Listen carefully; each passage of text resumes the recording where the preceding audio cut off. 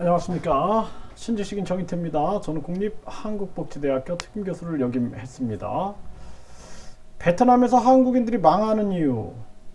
네, 요즘에 언론에서 베트남을 계속 띄우고 있죠. 그래서 뭐 삼성 이재용 회장도 베트남에 가고, 뭐 홍준표 대구시장도 베트남에 가고, 그리고 일단은 이제 작년에 무역 흑자 1위국이 베트남이었어요. 그러다 보니까 베트남에 대한 관심도가 굉장히 높아지고 있는 그러한 상황입니다. 그래서 베트남에서 한국인들이 망하는 이유, 제가 이 얘기를 하는 이유는 많은 한국인들이 저한테도 문의를 하세요. 저는 이제 제가 2005년도 그러니까 19년 전에 베트남에 처음 갔어요. 그때 베트남에서 이제 전자정부, 네, 전자정부를 만들겠다. 그래가지고 베트남의 국회의원 겸 이제 기업가인 그 분을 만나기 위해서 이제 처음 베트남에 간 거예요. 그때 이제 저하고 이제 우리 한국의 그 공무원들, 네, 공무원들이 정보통신부 이 공무원들하고 또 이렇게 이제 또 뭐 통역은 이제 호찌민 대학교에서 이제 통역을 해주셨고, 그래서 이제 이 베트남이라는 곳에 2005년도에 처음 갔는데, 그때는 이제 세계 무역 기구에 WTO에 가입을 안 했을 때였습니다. 세계 무역 기구에. 그래서 그때 이제 베트남에 처음 딱 갔는데, 그때 호치민에 갔는데 완전히 그냥 뭐 사람들 자전거 타고 다니고 그러고 있는 거죠. 비 오는데 저 우비 쓰고 우비 입고. 근데 저는 이제 다른 사람들은 막 냄새 난다, 뭐 더럽다 이런 얘기를 막 하는 거예요, 베트남에 대해서. 근데 굉장히 저는 시골에서 자라나서 그런지 굉장히 친근감을 깊이 느꼈거든요, 이 베트남에. 그때가 이제 2년이 된 거예요. 베트남 2년이 돼서 마침 이제 당시에 그 베트남 그 홍방대학교라는 데가 있는데, 그 호찌민에 그 대학교의 그 학장이 그 대학교에다가 이제 그 태권도 진흥원을 이렇게 하나 만들고 싶다. 그래가지고 이 국제관 4층을 전체를 이제 임대를 하게 되고, 그 대학하고 이제 협력을 맺어가지고 그 대학교에 속해 있는 이제 한 기관이 되는 거죠. 기관이 돼서 대신 이제 임대료는 냈어요. 제가 이제 임대료는 내고, 그리고 그 대학교 학생들을 태권도를 지도해주고, 그런 이제 조건이 있었던 거죠. 뭐 대회를 나간다, 뭐 어떤 활동을 한다 그러면은 그 대학교 이름, 홍방대학교라는 이름을 꼭 이렇게 내세우고 홍방대학교 한국태권도진흥원 이런 식으로 해달라 이거죠. 그렇게 해가지고 이제 그 태권도를 시작을 하면서 한국에서 태권도 관장 2명, 사범, 행정직원 2명, 그리고 뭐 이렇게 해가지고 그게 이제 시발점이 된 거예요. 2005년도에. 그러니까 19년이라는 세월이 흘렀는데, 근데 이제 아무것도 모르는 거죠. 아무것도 모르니까 베트남에서 엄청 많은 걸 겪었겠죠. 엄청 많은 것을. 그래서 이제 제가 일단은 1년 반 만에 망합니다. 네, 1년 반 만에 망해요. 네, 그래가지고 일단은 그 관장 사범들이 도주를 합니다. 못 견디고 도망가더라고요. 네, 그래서 관장이 사범이 도주를 하고 사라진 거예요. 사라진 거. 그리고 이제 관장이 사라지고 또 총관장이 사라지고 그렇게 해가지고 결국에는 이제 실패로 돌아가게 됩니다. 네, 그래서 그때 이제 실패를 하고, 또 그때 이 태권도 이 관장이라는 사람들이 음식을 못 먹는 거예요. 베트남 음식을 못 먹어가지고, 그래가지고 마침 이제 우리 그 법인에서 한국 코리안 레스토랑이 좋은 게 있다. 1군에 호치민 1군에 그 하이바증에 아주 좋은 게 나왔다. 그거를 5만 달러, 그 당시에 5만 달러, 5천만 원이잖아요. 굉장히 비싼 돈인데 5만 달러를 주고 인수를 이제 하게 된 거예요. 이제 그거부터가 이제 속은 거죠. 사실 그 정도를 만들려면은 그 나라에서는 뭐 한 당시에 1,000만 원도 안 들을 돈인데 5천만 원을 인수를 하게 되는데, 이제 거기서부터 이제 얽히고 설키는 이제 문제가 이제 많이 생겼어요. 그래서 결국에는 1년 반 만에 다 망하고 이제 비행기를 타고 들어오는데, 물론 이제 저는 왔다 갔다 했고, 그리고 이제 우리 법인 사람들이 이제 거기서 관리를 했는데 결국에는 다 이제 망하고 되돌아오는 그러한 상황을 겪었어요, 이제. 그래서 이제 그때 한 1년 반을 거치면서 왜 망했는가를 이제 생각을 참 많이 했어요. 그렇게 많이 하면서 언젠간 다시 이제 베트남에 도전을 하겠다라는 생각을 하고, 그리고 이제 한국에 와서 베트남어를 아주 깊이 있게 공부를 했습니다.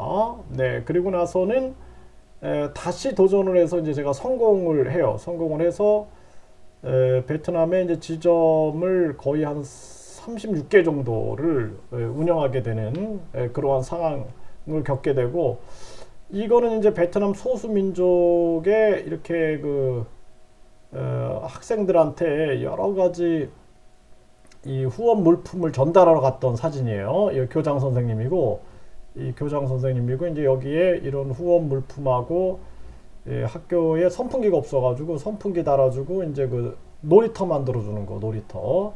이런 봉사활동을 제가 꾸준히 했어요. 이제 그 소수민족 마을에 이렇게 하면서 이제 그 성공을 했고, 이제 성공과 실패를 반복한 이야기들이죠. 그러면서 여러 제가 이제 책들도 쓰고 이제 그 블로그에다가 글도 쓰고 하다 보니까 이제 많은 분들이 저한테 문의를 해주고 했는데, 이 베트남, 제가 이 베트남 창업 넘어야 할 산은 이런 책의 이제 목차인데요. 굉장히 많습니다. 이 결심하는 것부터 해서 가족 동의, 이게 쉽지가 않죠. 가족 동의, 한국을 정리하는 거, 한국인 사기꾼, 베트남인 사기꾼, 비자 문제, 베트남어 회사 허가 문제, 직원 채용, 직원 관리, 행정, 법, 베트남 공무원, 베트남 경찰, 베트남 문화, 성유옥. 이 성유옥, 이 굉장히 이거 심각합니다. 막 한 여자분이 한 회사에 한 3명 정도, 한국 직원이 3명이다. 그럼 3명 정도랑 불륜을 맺어가지고 그 조직을 박살내 버리거든요. 이게 이제 그 중국에서 많이 하는 수법인데 그런 경우가 많아요.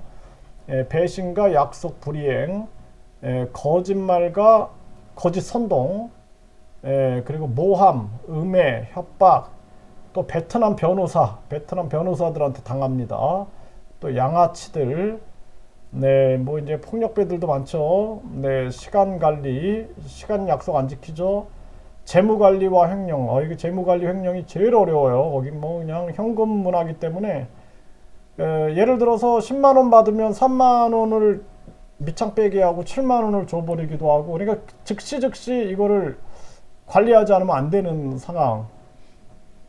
식사 문제, 건강이 또 막 기후가 다르죠. 한국하고 건강에서 무너지는, 또 모기가 굉장히 많고 모기, 바퀴벌레가 한국 요만하면은 한국 거에 한 5배, 6배, 7배 정도 됩니다. 네, 그런 부분들.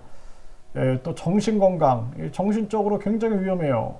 계속 이제 속임수에 당하다 보면 정신건강이 무너지고 위협당하고, 화폐 및 물가 개념, 이 화폐도 이제 한국 사람들이 쌀국수 한 그릇 먹으면서 이거 뭐 한 2,500원 정도네 하거든요. 이제 한 5만 동이다 그러면은, 근데 그게 이제 그 나라에서는 그 사람들이 느끼는 거는 10,000원 정도를 느끼고 있다라는 거예요. 이런 물가 개념들.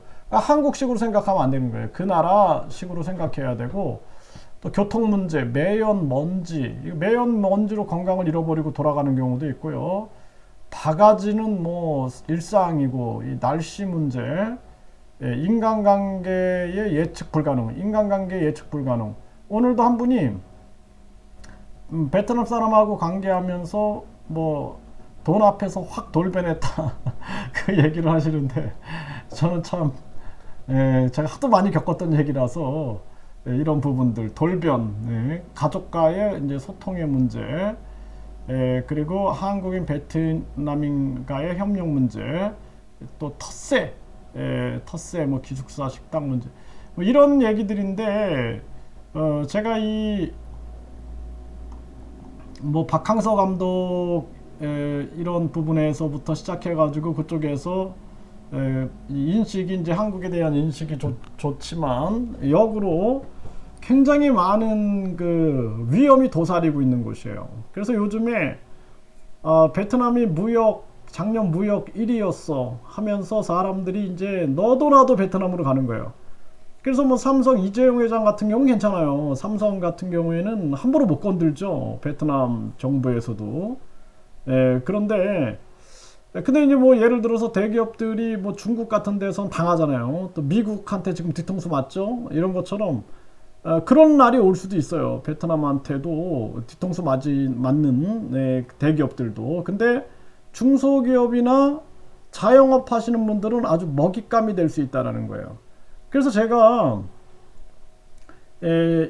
아까 말씀드렸지만 1차적으로 실패했다. 1년 반 만에 쫄딱 망하는 경험을 했다 그랬죠. 그래서 당시에 뭐 한국 돈으로 한 1억 정도 그 정도를 순식간에 날리고 이제 한국으로 돌아오는 그러한 경험이 있었는데 그 이후에는 이제 베트남하고 호주하고 뭐 또 뭐 미국이나 캐나다 뭐 이런 여러 나라들과 관련하면서 그러한 일들을 하면서 이제 이해를 한 거예요. 베트남을 제가 이해하면서 이제 풀어나가면서 성공과 실패를 반복하면서 전개를 했는데 요즘에 이제 많은 분들이 베트남에 들어간다 그러는데 걱정이 많이 되는 거예요. 저는 걱정이 많이 되고 좀 알려드려야겠다라는 생각이 들어서 제가 이 영상을 준비를 한 겁니다. 그래서 제가 이제 베트남에서 제 이름으로 이제 법인을 만들고 이제 거기서 거주 비자를 만들었어요. 3년의 그 땀주라 그러죠. 임시 이제 거주 비자를 만들었는데 그렇게 해가지고 전개를 하면서 느꼈던 거, 제 이름으로 법인을 만들고 법인을 4번 만들고 2번을 제가 무너져 보고 그리고 이제 2번은 성공을 했죠. 그리고 이제 코로나가 발생이 돼 가지고 그리고 나서 이제 코로나 때문에는 뭐 다 무너질 수밖에 없는 거죠. 그때 이제 왕창 무너질 수밖에 없는 그러한 그러한 상황들이 있었는데 이러한 부분들 저는 이제 이러한 부분들을 제가 뭐 여러 가지 이제 활동을 하면서 뭔가 한국과 이 동남아나 호주라든지 이쪽을 연결시켜 가지고 한국이 가지고 있는 어떤 과제 숙제, 저출산 고령화라는 이 숙제를 해결하기 위해서 여러 가지 고민들을 많이 했었는데요. 이러한 부분들을 중심으로 제가 여러분들께 말씀을 드리겠습니다. 그래서 요즘에 뭐 너도 나도 베트남으로 가는데 참 걱정이 됩니다. 이제 제가 19년 동안 겪었던 이야기들, 그리고 제가 법인을 설립해 갖고 거기서 5년 동안 완전히 먹고 자고 집을 임대해 보고 살아본 경험을 해보니까 확실히 이제 출장 갈 때와 직접 거기서 살면서 겪었던 것은 너무나 큰 차이가 날 수밖에 없겠죠. 그런 부분들을 중심으로 좀 말씀을 드리겠습니다. 그래서 여러분들이 왜 망하는가라는 이유를 알면은 안 망하겠죠. 그렇게 해가지고 도움이 될 수 있도록 좀 말씀을 드릴게요. 그래서 아마 지금은 이렇게 유튜브가 있으니까 제가 2005년도에 처음 들어갔을 때는 유일하게 한국인들하고 소통할 수 있는 길은 그 카페, 그 다음 카페 이런 거 있죠. 다음 카페.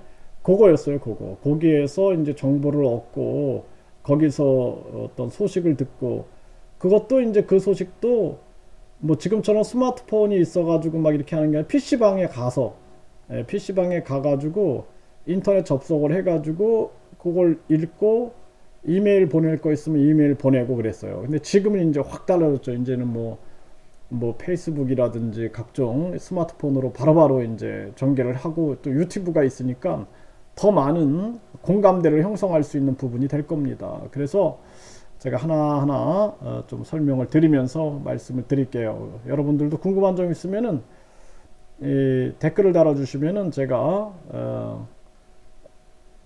또 영상을 만들어 가지고 계속 꾸준히 올려드리도록 하겠습니다.